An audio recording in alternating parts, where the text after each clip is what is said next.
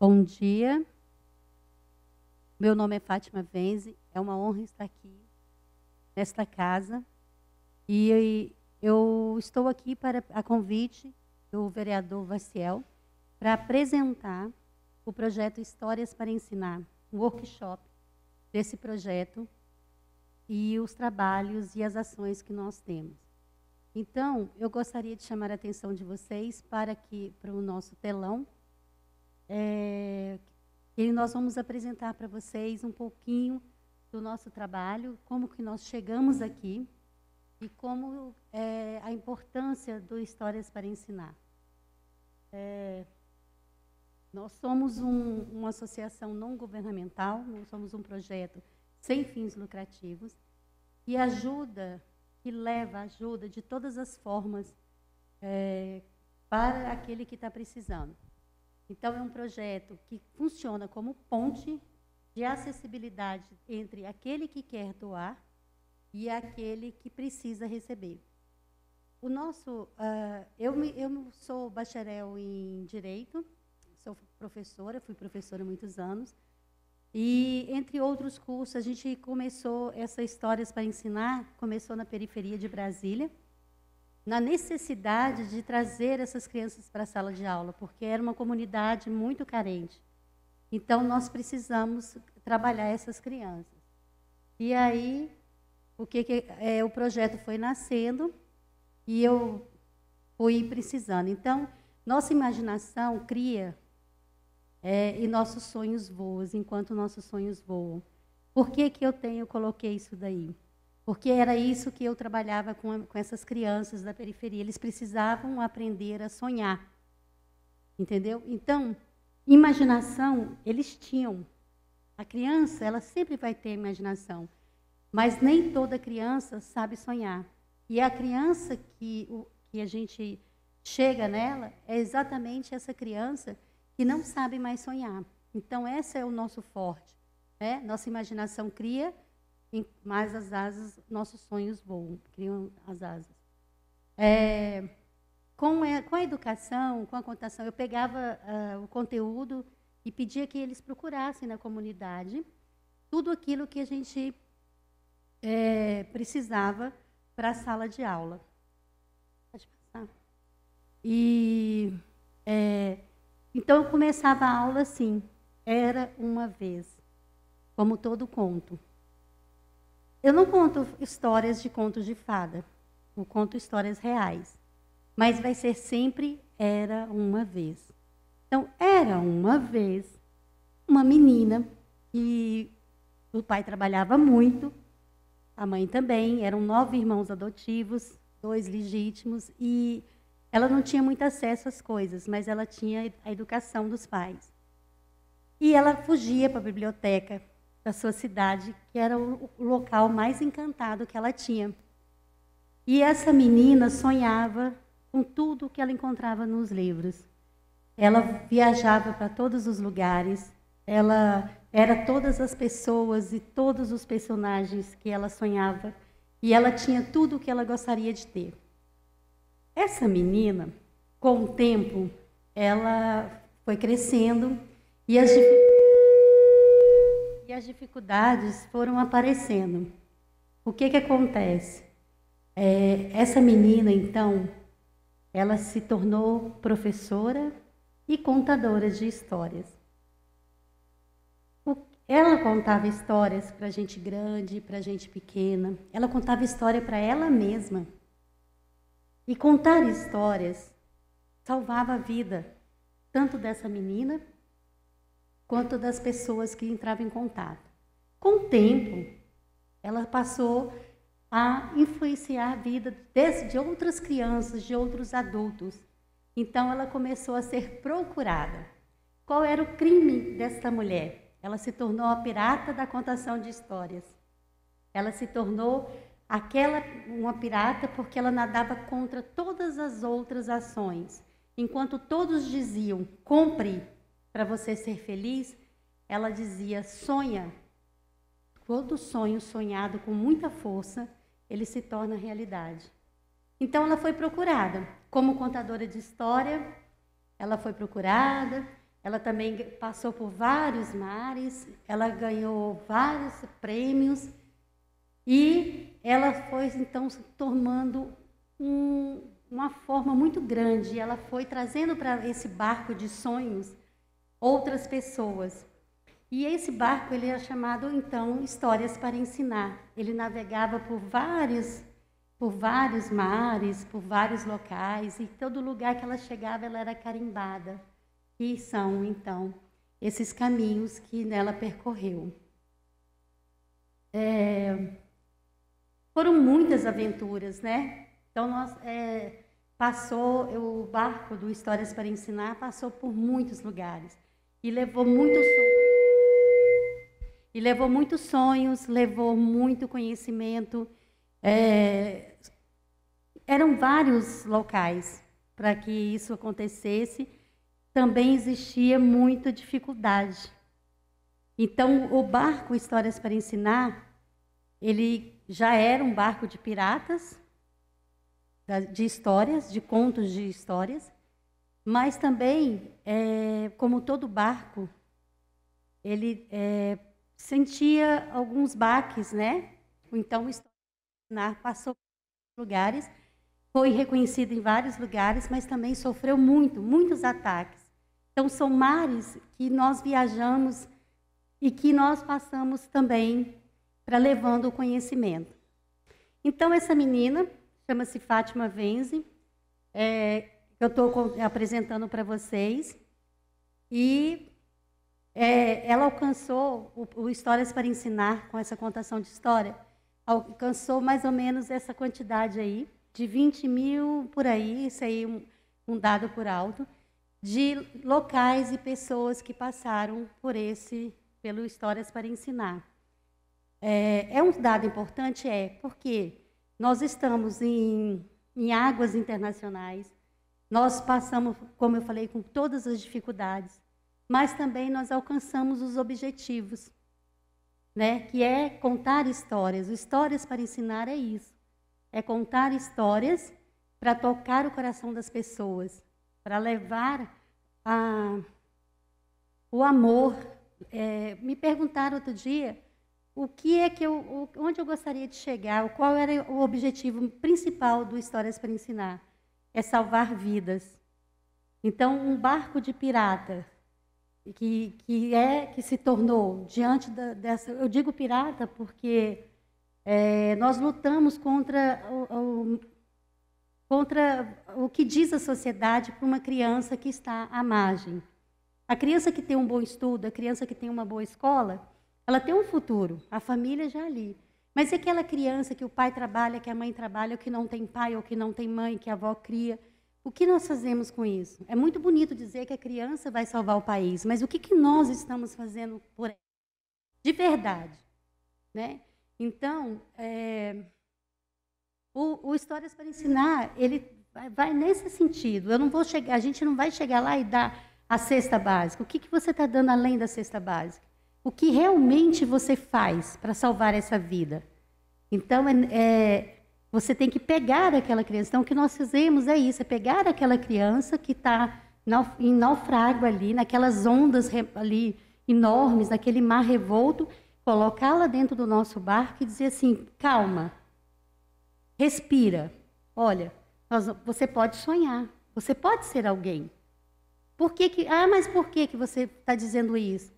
Porque eu, a capitã desse barco, também passei por onde você está. Eu estava aí.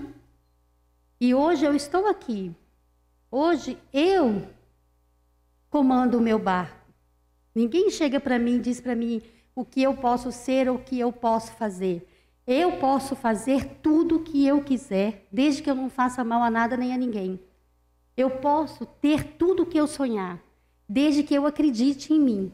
Porque quando eu deixo de acreditar em mim e passo a responsabilidade do que eu quero, do que eu sou, para o outro que me dá a comida, me dá a educação, eu não sou mais ninguém. Então é isso que o Histórias para Ensinar faz. Ele conta histórias de uma forma que ele possa, a criança aprender que ela é dona da vida dela, no sentido de sonhar e realizar seus sonhos. Então, à medida que ela vai crescendo, ela precisa...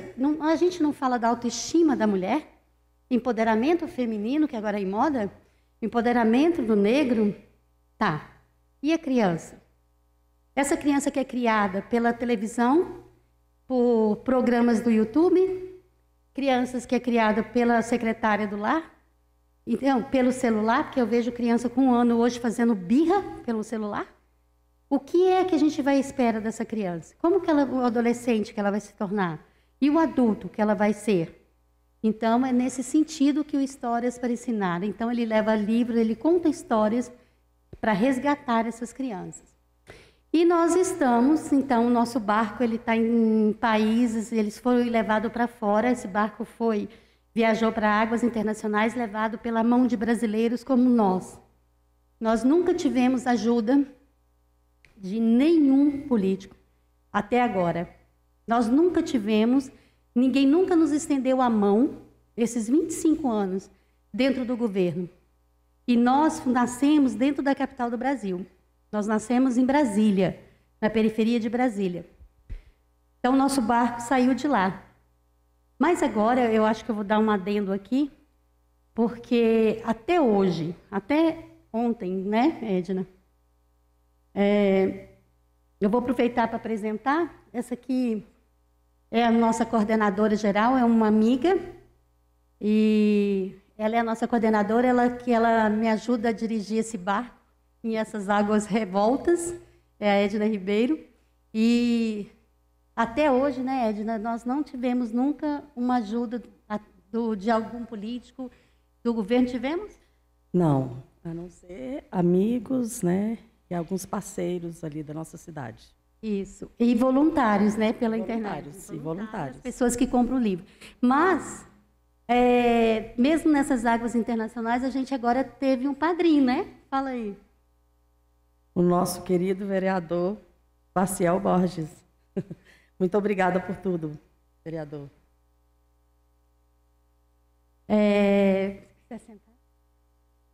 Então, o Vaciel, ele foi a primeira pessoa pública nesse país, em 25 anos, que ele pegou o livro na mão e falou assim, espera aí, esse aqui vai chamar minha atenção, isso aqui chamou minha atenção, espera aí, que agora alguém conseguiu me tirar do meu estado de conforto. Então, eu quero falar dele mais tarde, o porquê que nós estamos agradecendo. Mas, então, águas internacionais, isso é isso. Nós somos levados por brasileiros que estão fora do país e que levaram nossos livros no Havaí, né? A Sofia foi também, né, adotada numa escola lá. E então, assim, os livros eles estão pulverizados e espalhados pelo mundo inteiro. A única forma de chegar ao impossível é acreditar que é possível. Isso aí é para mim, tá? Isso, eu sempre acreditei nisso. As pessoas falavam assim, você não vai conseguir. Eu digo assim, quem disse? Eu acredito que é o seguinte, que se é possível ser pensado, é possível ser realizado. Isso para mim é fato. Como que eu vou fazer? Como eu vou fazer isso, eu não sei, mas se veio para mim, se eu pensei nisso, eu posso realizar isso. Então, a única forma de chegar ao impossível é acreditar que ele é possível. Se todos os homens que mudaram a história do mundo não pensassem assim, aí o mundo não teria mudado. Tá? Então, isso é um pensamento meu. E eu gostaria de perguntar, eu sempre pergunto isso. Você sabe para onde você quer ir? Cada um de vocês aqui, para você que está aí do outro lado da telinha, você sabe para onde você quer ir? Porque quando você não sabe para onde você quer ir, qualquer lugar serve. E depois você não pode reclamar. Né? Então, se você não sabe qual direção que você quer que a sua criança tome, você não pode reclamar depois que ela não produz, que ela é uma criança em estado de vulnerabilidade nas ruas, que ela está ali assaltando um carro, que ela está quebrando um vidro de um comércio, que ela está fazendo alguma coisa, porque você não deu direção a ela. Você a alimentou, você deu casa, você a colocou na escola, mas você não deu direção a ela. Então, essa criança não sabe para onde ela quer ir. Então, nós precisamos direcionar. E a criança, ela precisa ser direcionada. Se ela tem acesso à cultura, ela vai se identificar com a cultura. Se ela tem acesso à ciência, ela vai gostar da ciência. Então, assim, se ela tem acesso, muito convívio com os animais, ela vai querer ser um veterinário, no mínimo. Então, a pergunta é, você sabe para onde quer ir? Você sabe para onde você vai direcionar essas crianças? E agora a gente chegou, então, esse resuminho que eu falei para vocês, o projeto Histórias para Ensinar. E ele nos trouxe várias alegrias também, né, Edna? Vários conhecimentos, várias alegrias no reconhecimento da importância do projeto. O projeto Histórias para Ensinar, ele sempre vai ser, e as apresentações, o workshop, sempre vai ser referente ao outro. O importante é o outro. A vida importa, toda a vida importa. Então, nós trabalhamos com a criança, mas a gente também, essa criança, a gente procura mostrar e ensinar para ela que a vida do cachorro importa, que do gato importa, que do passarinho importa, que você não pode pegar o estilingue, matar um passarinho, uma pombinha, e colocar veneno para os gatos na rua porque eles te incomodam. Então, toda a vida importa, seja do animal, seja... Você não pode sair derrubando as árvores, entendeu? É uma vida. Então, ele trabalha dessa forma. Por favor.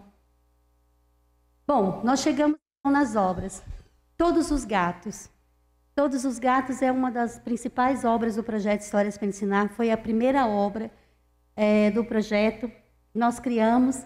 As nossas obras, elas são publicadas, são histórias reais, porque apesar do Era Uma Vez, eu não gosto de trabalhar com conto de fadas, apesar que eu amo desenhos, eu amo filmes de aventuras, mas como eu quero alcançar essas crianças e fazê-las sonhar, eu preciso... Hoje elas estão muito duras, o coração dessas crianças está muito sofrido. Então, se você aparece com um desenho, eles podem...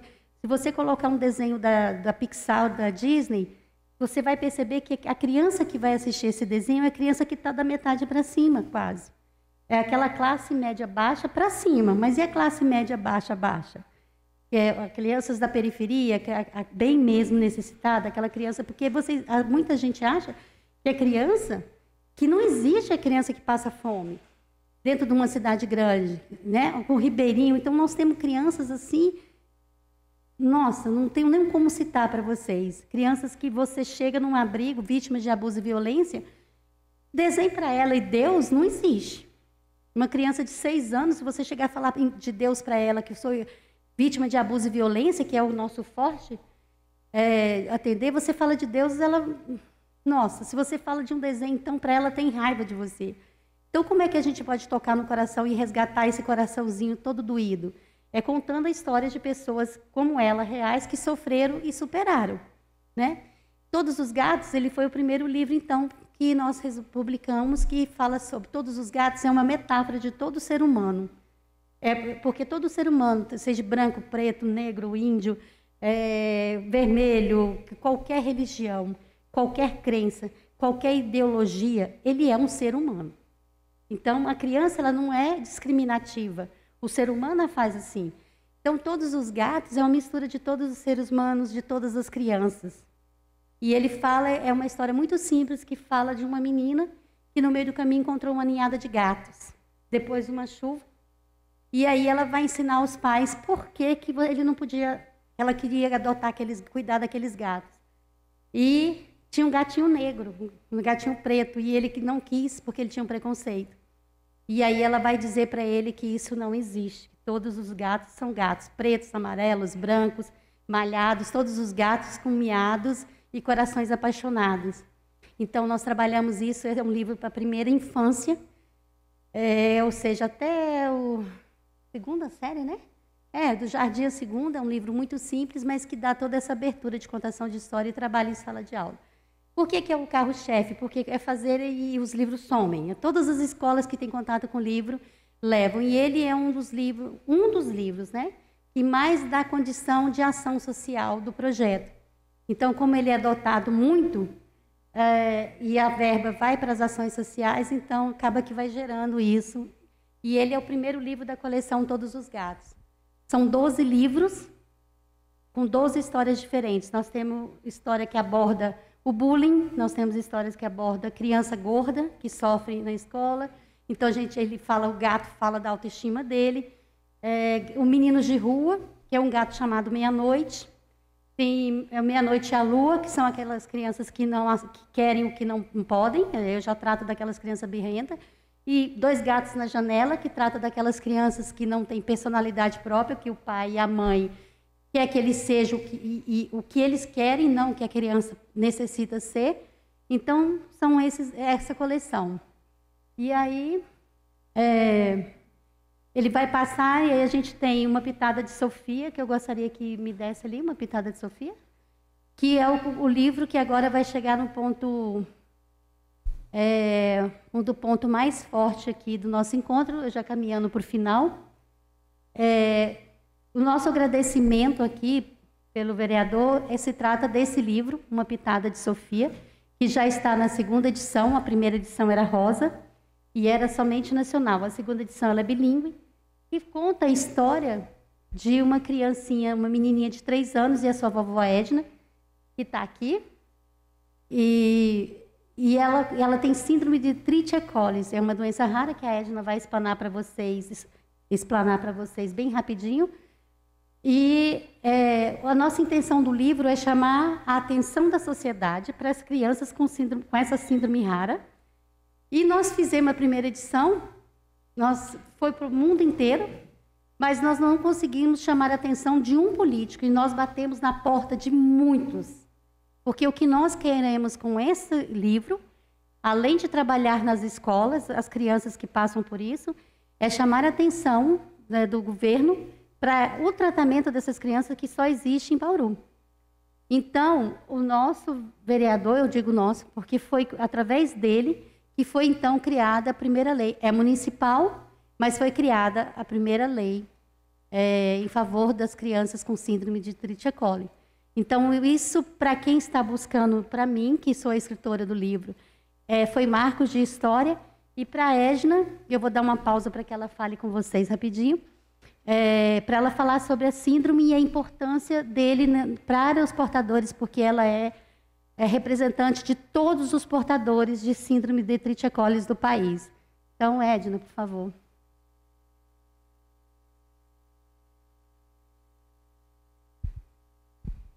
Bom dia a todos. Estou muito feliz, quero agradecer esse momento muito especial para a gente, vereador, o Ciro, os demais. Então, vou falar rapidamente um pouquinho sobre a síndrome de trichia-colitis. É uma síndrome rara que afeta 1 a cada 50 mil habitantes. Então, é muito rara mesmo. E eu fui sorteada com essa síndrome por 2 vezes. Eu tenho uma filha que hoje ela tem 22 anos de idade. E naquela época para mim foi um pouco difícil, porque eu não tinha conhecimento nenhum sobre a síndrome. Eu nunca tinha ouvido falar. Até então, para mim, a única síndrome que existia era a síndrome de Down. E através da Vitória, que é minha filha, eu passei a pesquisar, a conhecer.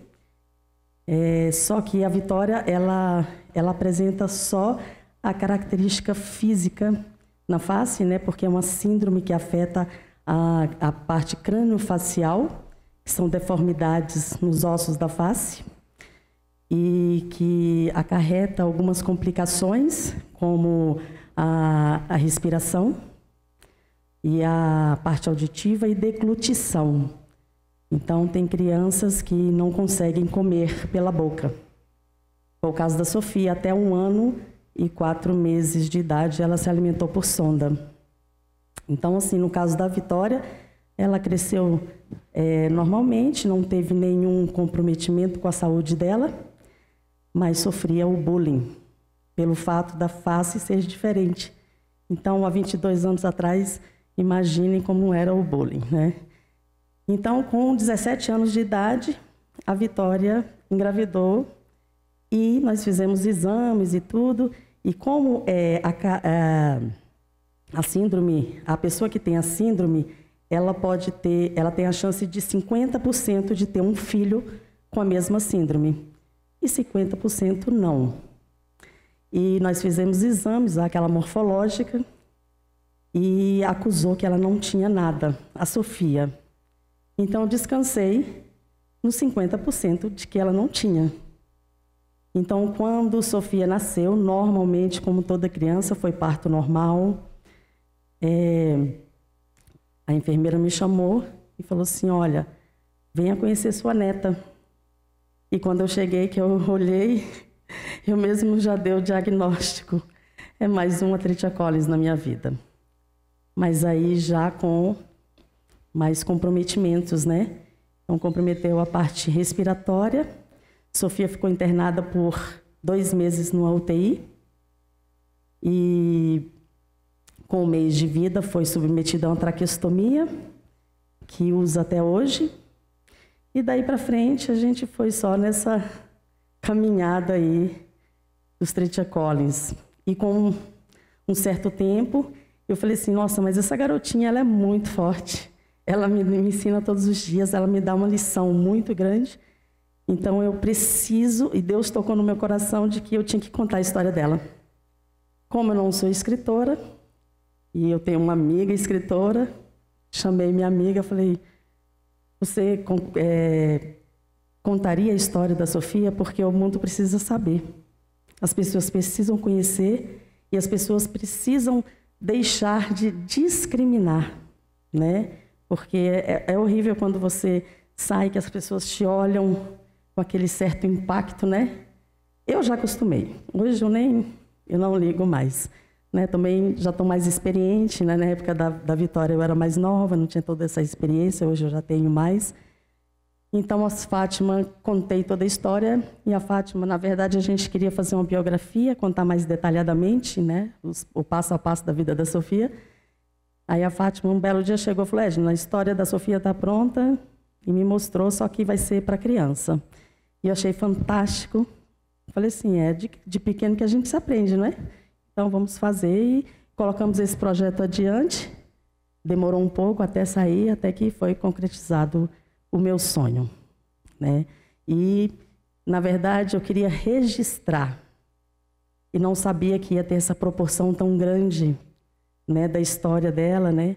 Tanto que tem escolas em Brasília que já adotou o livro da Sofia e faz trabalho com as crianças. Já participamos de várias feiras literárias, né? E a Sofia como uma convidada de honra. E é uma síndrome que, é igual eu falei para Ana Flávia, que se não fosse por ela, não teria conhecido várias pessoas, não teria ido em vários lugares, né? Não teria firmado mais ainda a amizade que eu tenho com a Fátima Venze e com certeza não estaria aqui hoje. Então, assim, eu quero agradecer mais uma vez ao nosso vereador, a todas as pessoas que nos receberam tão bem nessa cidade. E estamos juntos. E muito obrigada pela atenção de todos.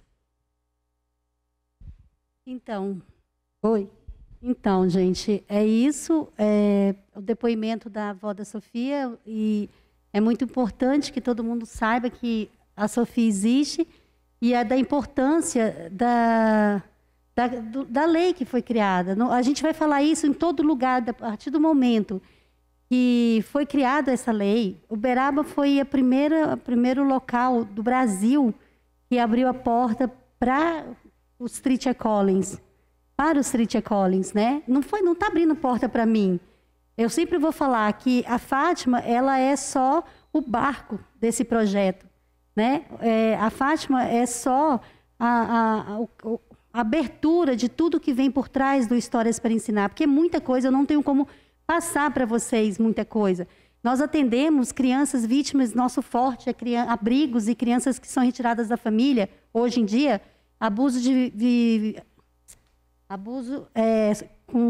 que sofreram abuso e violência, né, na família. Então, o nosso foco é visitar os abrigos, é visitar os locais. Agora, cada ano, a gente tem um foco paralelo a esse, que agora começou o biênio de agosto, de 2021 a agosto de 2022, nós temos, eram 300 e poucos hospitais infantis, agora a gente está com quase 200, né? Na lista, a gente já conseguiu. O ano passado nós doamos 800 e poucos livros, né? E fizemos live para as escolas e hospitais todos os dias, eu e essa mulher que está aqui, né? E os outros voluntários. Nós temos voluntário em Barra do Garças, nós temos voluntários que... O projeto não pede nada para os voluntários, mas quando tem um serviço, a gente precisa que eles nos ajudem. Não é em dinheiro, é em trabalho. Nós temos o nosso canal que está lá, foi pedido pelo Profesp, que é da Aeronáutica, o grupo de atendimentos sociais da Aeronáutica, em Campinas, que fizesse aulas, que fizesse contação de história. Então, nós gravamos o Delvani, que é bom cismar, que é um outro coordenador do projeto, lá em Querência, no Mato Grosso, o Delvani, ele parou e ele contou 23 histórias de fábulas de Monteiro Lobato a pedido do Profesp. Então, nós editamos essas histórias, nós colocamos, transformamos em vídeo, está lá no nosso canal e vai para todos os professores de todo lugar. Tá? Pediu, a gente está mandando. Então, né? Nós temos também o outro, que é mulheres que fizeram histórias no Brasil e no mundo, que na voz da Edna. Então, está lá para colocar para as professoras usarem, porque a gente precisa divulgar o que é bom. Né? Então, nós temos agora, nós estamos com uma ação que é Mulheres Negras, né, também. Nós temos também lá um outro contação de história que está no canal, que é as mulheres negras que fizeram histórias. Nós temos vídeos que a Clarice que fez, que é de plantas medicinais. Então, assim, nós trabalhamos de todas as formas e colocamos à disposição de todas as associações e pessoas e tudo. Então, esse foi uma pitada de Sofia. Davi, o lixo no mar. Davi, o lixo no mar é esse livrinho aqui, que conta a história de o ativista mais novo do Brasil. Ele tem 6 anos e ele começou com 4 anos. O Davi sonhou que ele viu um vídeo, e por incrível, esse vídeo foi gravado comigo, uma experiência péssima que eu tive em Salvador, na praia de Itapuã. Quando amanheceu o dia, que eu fui olhar, tinha tanto lixo na praia, que até rato eu vi na praia. E aí eu filmei aquilo ali, eu sentei e chorei muito, porque eu não tinha noção da quantidade de lixo que tinha nos oceanos. E aí eu filmei e o Davi teve contato com esses vídeos, que ele gosta muito de mar e tudo. Então, ele foi um impacto na cabeça desse menino tão grande, que o que ele pedia todos os anos era um livro, que ele queria um livro, vereador, que falasse sobre o lixo nos oceanos para salvar os oceanos. E aí, então, eu acabei fazendo esse livro, né, que ele sonhou que todo o lixo do mar estava no oceano. E esse livro foi parar na mão da família Schumann. Né? Então, em 2020, a ONU decretou a década dos oceanos, que começaria em 2021, que foi esse ano. E a família Schumann está dando a volta ao mundo para mostrar e gravar a quantidade de lixo que são jogadas. Gente, 25 mil toneladas de lixo nos oceanos. O Brasil está em 4º e 5º lugar. Então, o que nós fizemos? Nós fizemos o livro, eu não sabia dessa ação, eu fiz pelo Davi, e o Davi ele tem um canal dele, e ele é um dos menores ativistas oceanógrafos do mundo. Tá? Então, assim, o Davi, o que ele quer é ir onde eu estou, em Brasília, aqui falando com vocês, onde a escola, o local que dá o microfone para o Davi fala. Ele já fala logo assim, compra meu livro porque eu quero salvar os oceanos. Então, assim, além de 2 livros vendidos, que um vai para os abrigos, para a creche, para as ações, 10% do livro é doado para os trabalhos de recolher o lixo. Pessoas que têm alguma ação, a gente vai fazendo a doação. Assim como todos os gatos, pessoas que têm ONG. E no final do livro, a gente tem um link que é para facilitar a vida das professoras, que tem um link aqui, vou mostrar para vocês, em que é o QR Code que vai cair no blog do projeto, e lá tem algumas coisas que falam sobre o lixo dos oceanos, já para que as crianças possam ver e trabalhar. Então, tudo que é do Histórias para Ensinar é pensado na professora, pensado na educação e tudo. Nós temos, depois, eu vou andar um pouquinho mais rápido para não ficar cansativo, tá, gente? Nós fizemos, então, o livro Ana Fulô, por favor. O Ana Fulô é uma história de amor, é a história da Ana, ela existe em Brasília, uma criança que a mãe engravidou adolescente, o menino não reconheceu e a mãe deixou ela no hospital. Então ela foi abandonada pelo pai, que não conhecia, e pela mãe. E ela passou de lugar em lugar, né? E ela cresceu muito revoltada. E ninguém pegava para adotar e devolvia, pegava para devolver. Então ela não ficava em casa nenhuma. Até que ela já mocinha, uma família a adotou. E apesar dela fazer tudo que ela pôde fazer para a família devolvê-la, a família ficou com ela.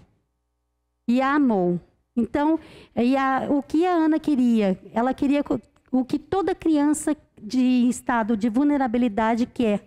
Ela queria o amor, ela queria uma família. Então, ela conseguiu isso. E aí ela sonhava em ter a casa dela, o lar dela e os filhos dela, e ela também conseguiu. Então ela superou todo o abandono. Ana Fulô é um livro que fala sobre adoção e fala do amor mais verdadeiro que existe. Eu sempre vou dizer isso. Porque adotar uma criança é a maior expressão de amor que existe. Você não tem como devolver uma criança quando você adota. Então as pessoas precisam pensar nisso. E o nosso país...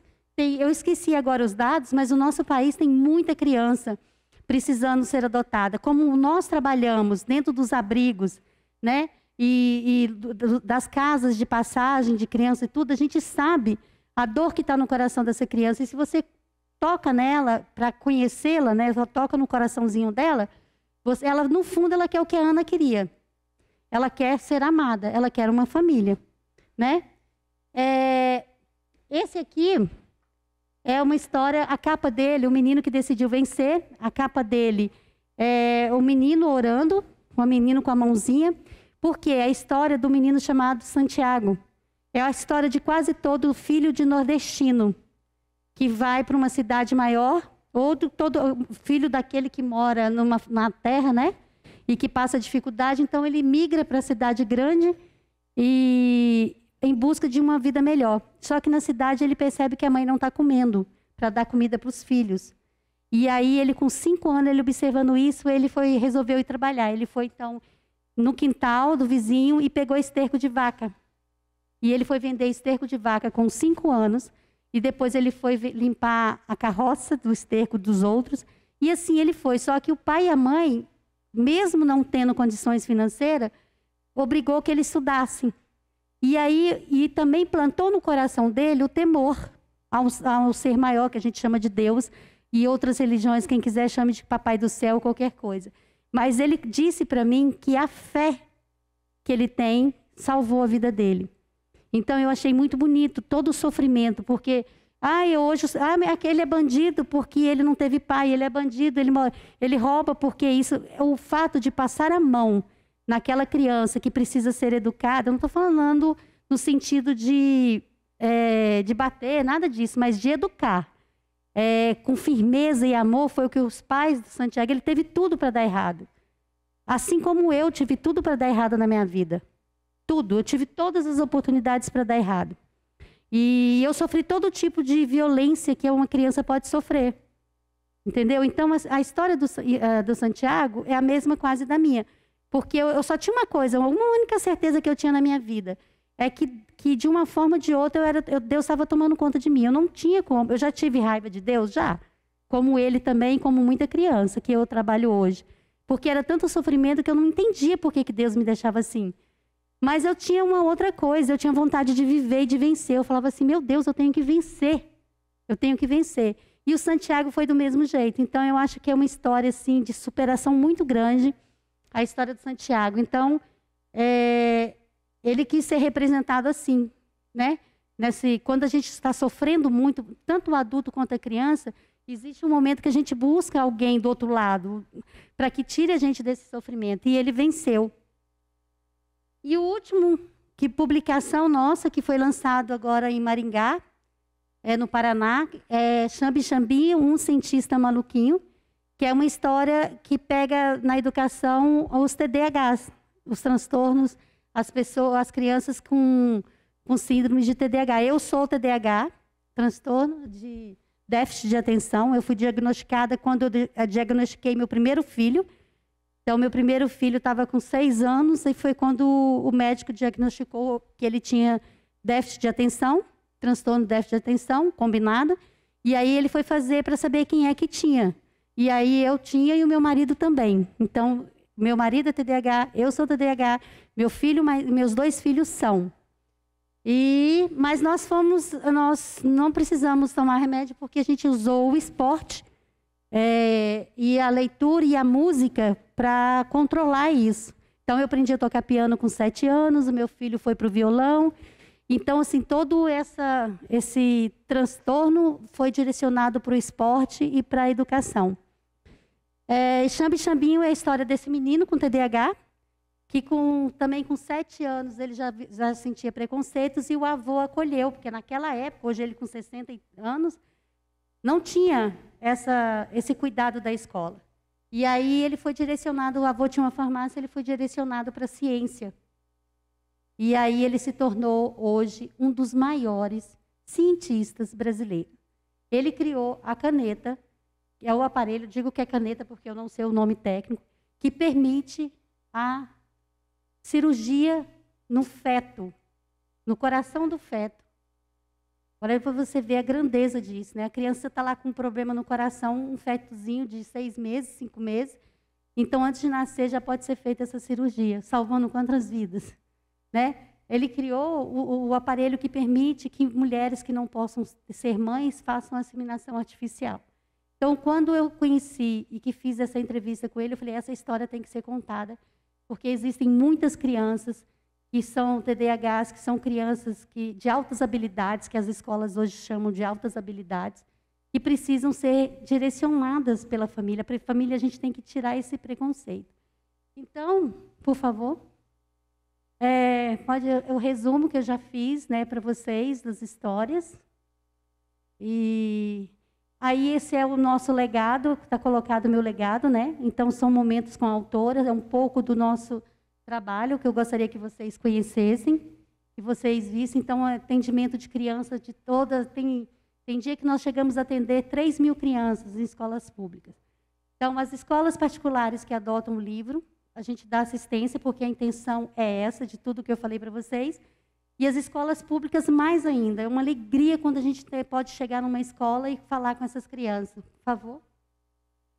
E mostrar isso daí.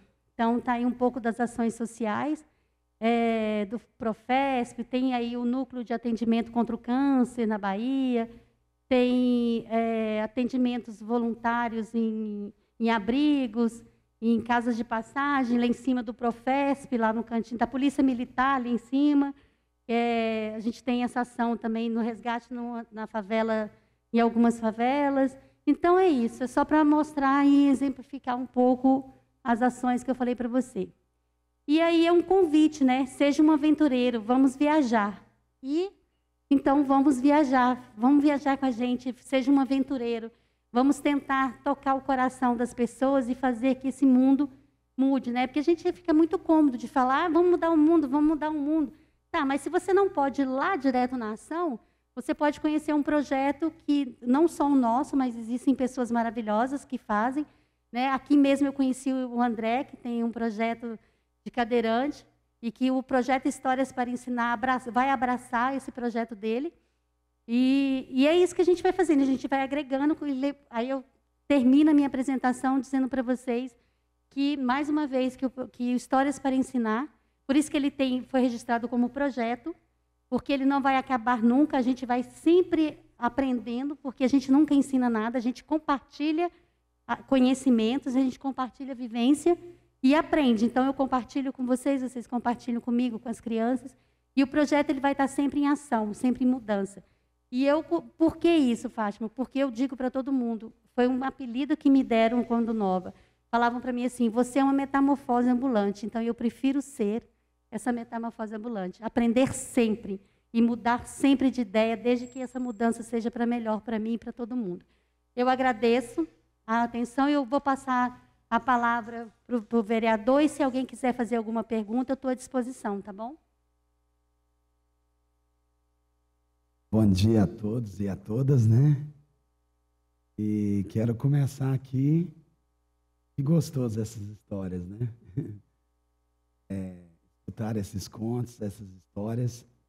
E, primeiramente, eu quero agradecer a você, Fátima, a Edna, por ter aceitado nosso convite, né? E ter trazido esse tema aqui para nós na cidade de Uberaba. Eu, como presidente da Comissão de Direitos Humanos e Vulneráveis, né, não poderia deixar de incluir no nosso calendário popular municipal, né, a importância, né, esse projeto, que agora não é projeto, já é lei municipal, né? Então eu fico muito honrado, e é uma grande honra para mim poder ser o primeiro, né, político do país, né, a levar isso adiante. Eu acho muito importante destacar, né, a gente tem que destacar a importância, né, da integração social, que é o que você traz aqui e leva para todo o país. Quando você fala, a criança é o futuro do nosso país, o que fazemos por ela? O que você faz, eu faço por ela, para essa criança ser o futuro do nosso país e ter o entendimento do bem, né? Dando um caminho, dando palavras. Então, acho que cada um de nós temos que fazer um pouquinho. E esse trabalho seu, de vocês, parece muito com o nosso trabalho, não somente meu trabalho meu e da minha equipe, né, de assessoria, as pessoas que agregam também, são os parceiros, né? Então, quando eu me deparei, né, com esse livro, foi na hora, né? Conversei com o Ciro para a gente poder estar trazendo isso aqui para a nossa Casa de Leis aqui em Uberaba. Então, é uma satisfação enorme e quero aqui essa grandiosidade que é vocês aqui em Uberaba. Então, eu quero que tenha essa expansão, não só aqui em Uberaba, mas como todo o nosso país, que você até disse já que tem outras cidades já, né, que quer levar aqui isso para frente, caminhar mesmo com seriedade, que é um trabalho muito bonito. E aqui na nossa cidade, né, é o dia 28 de maio de cada ano e vai ser celebrado esse dia, né, da síndrome Treacher-Collins, né? Então eu fico muito honrado e muito agradecido. E podem contar comigo para a gente poder estar levando ao extremo isso aí, até onde merece, né? Então eu quero aqui agradecer, né, mais uma vez, por ter aceitado o nosso convite, né, e por ter nos mostrado esse workshop, né, e, no caso, Histórias para Ensinar. Agradeço a Fátima mais uma vez e a Edna, e eu quero convidá-los aqui, esse ano já está acabando, mas eu quero fazer esse convite para que venham aqui, né, participar de uma sessão plenária conosco, onde a gente vai tirar um espaço para vocês estar trazendo aí, e se Deus quiser, eu tenho certeza que quando vocês voltarem aqui, vai ter mais, né, vai ter coisas positivas para nos mostrar e para nos dizer também. Tá bom? Meu muito obrigado. Obrigado a todos que participaram, tá? E aí, fica já feito o convite, hein? Viu, Ciro? Já coloca na nossa agenda aí para estar voltando aqui. E ficar mais dias, viu? Ficar 2, 3 dias, não, tem que ficar mais. Pelo menos uma semana. Tá bom. Tá feito o convite, tá aceitado o convite, né, Edna?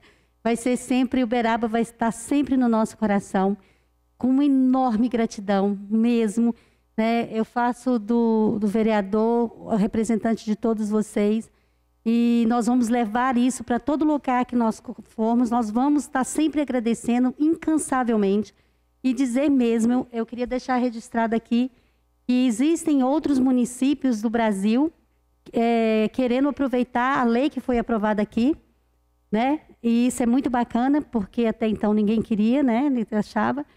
Enfim, e quero também, antes de encerrar, deixar registrado aqui, eu vou olhar bem para a câmera agora, eu quero deixar registrado aqui que o projeto de Histórias para Ensinar não se trata de mim nem da Edna.